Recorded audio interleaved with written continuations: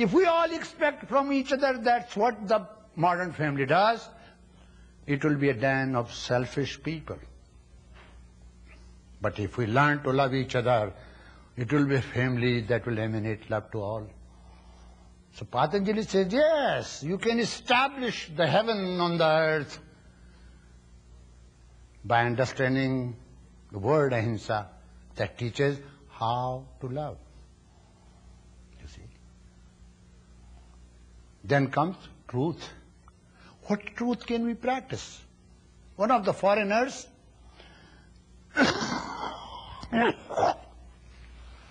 interviewed Gandhi. You see, a great man of his time. India calls him father of nation. So I asked my master, I said, why people call him father of nation? Actually, great Swamis live in the caves, praying all the time. They should be called father of the nations. He smiled. He took me to a railway station where Gandhi was supposed to come. So we were hiding ourselves behind the tree. You see. He said, I'll show you something. Let him get down. The way he walks and the way I walk, this resembles, but not the way you walk. I said, what's the wrong with my walk? I walk straight. He said, nobody will walk the way he walks, and nobody walks the way I walk. Beautiful similes. He said, do you see that horse? It's called tonga in India, buggy in this country, chariot. The horse was pulling the buggy, chariot. This man will pull. He's not walking, he's pulling as though he's pulling his body. You can easily see when he walks, you will see his body different from him. That is the difference between your walk and his walk. Don't you notice the way I walk? I said, yes, I notice it. I was 15 years of age when he taught me this. I said, how can I teach it? How can I learn? You cannot learn. When you cultivate those virtues of total selflessness, when you know that my body is different from me, my mind is different, I am not identifying myself with my mind, body and breath, then you will find yourself, body is different from you. And then you are carrying your body, exactly like as I am carrying my gown.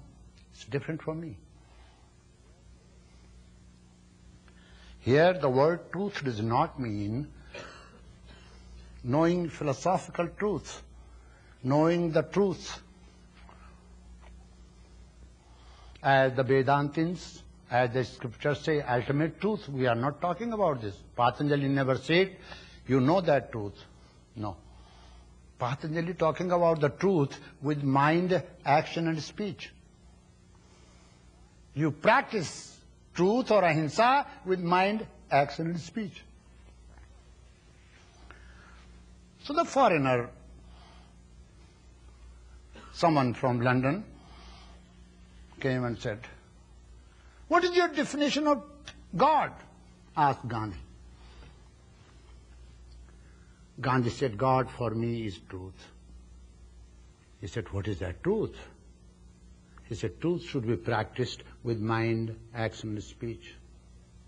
And suppose someone commits blunder in following that truth, it's by the quest of truth he will be on right path. So remember, when you start practicing, you stumble many times. I have seen in my life, having a great force behind me, my master, several other sages, grace of God, yet I stumbled many times. But I had a fire within. No matter how many times I stumble, I will again get up and run. You see, I did not give up. The difference is you give up soon. Close your eyes and don't see in any meditation, my method is not good.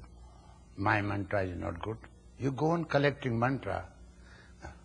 You don't do meditation, but by that time you have a long, long list of collection. And you see that you have wasted so much money. And you didn't do any meditation. Because the sutra says, Satudir kale nairantarya satkara sevito dridabhumi. In abhyasa, in meditation, on this path of enlightenment, you have to be very patient, you have to be very strong, persistent. Child stumbles, but child wants to walk again, cries when he stumbles. Again, in few minutes' time, child will, because he wants to. It's his right to walk. It's our right to walk on the path and finally reach the goal. Don't postpone it for next life. Do it here and now, in this lifetime. So when you are practicing truth after practicing ahimsa, you can never practice truth. You can never practice, you see, you can never identify yourself with your real nature unless you become seer, as taken. Tadadrastu swarupe avasthanam. Once you have complete control over the breathes and you know how to direct the energy of the breathes, then you become drashta, you become seer. So is the case here. You cannot practice truth. You can spell the word truth. You can spell the word God. Exactly like this. The word God will not let you know what God is. The word truth cannot teach you what truth means. You see. Therefore, you have to know that. This. To know truths, you have to learn to speak. Here the truth means relating with the facts. Patanjali is not talking about abstract truth. Patanjali is talking about the world to be selfless, to practice selflessness and then love people. Then Patanjali is talking about the truth which can be used and practiced in daily life, relating with the facts. Suppose I say, listen, children, my students, this is a bed. Bed is made out of, cot is made out of wood, this is made out of wood.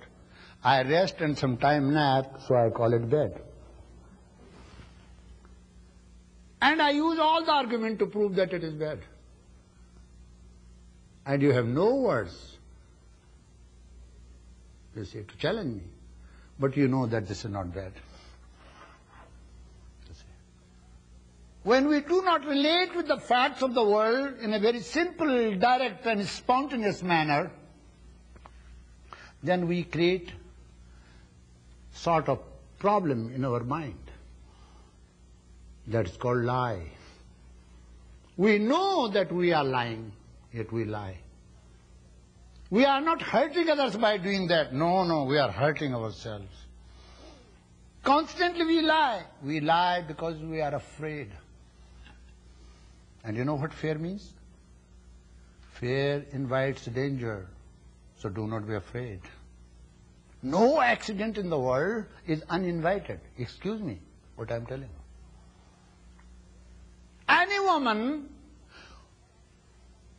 who is afraid of her husband coming home on time and everybody thinks he might meet accident, she will telephone the police station, she will telephone this place and she will telephone that place because she is afraid. One day she will definitely find her husband in the hospital because she is inviting that trouble for him and he is also inviting that if he buys that. Human mind, human thought power is immense.